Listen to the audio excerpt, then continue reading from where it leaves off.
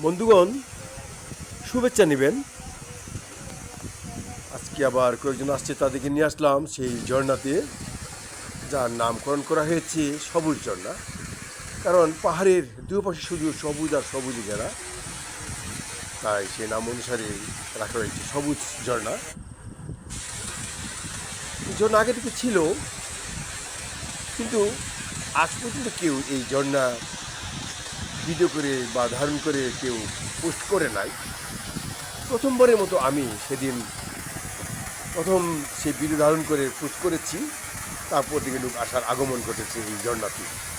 তা যাই হোক বন্ধুগণ, আপনারা দেখতে পাচ্ছেন পানির যে রঙগুলি, সূর্যের তাপের কারণে, কিরণের কারণে পাহাড়ের সেই কিরণ ফিরত আসছে পানিতে।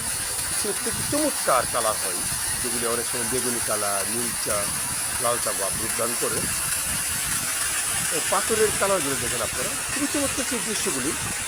এটা প্রথম স্টেপ বন্ধুগণ। দ্বিতীয় স্টেপে আমরা এখন যাবো। বন্ধুগণ সাথে থাকুন। আপনারা যদি আমাদের সাথে থাকেন, আমি নিজেকে ধন্য মনে করব। আপনারা যদি সর্বক্ষণ আমাদের পাশে থাকেন বন্ধুগণ।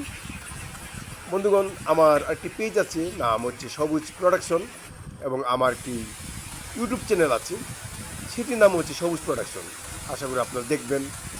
তাই বন্ধুগণ, দেখতে পাচ্ছি খুব চমৎকার দৃশ্য করছে দ্বিতীয় স্টেপের ঝর্ণাতে আমরা আসছি। খুবই চমৎকার দেখতে পাচ্ছি আপনারা।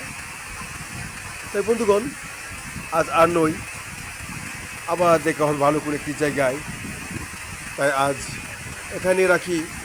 ভালো থাকুন, সুস্থ থাকুন, সবাইকে ধন্যবাদ।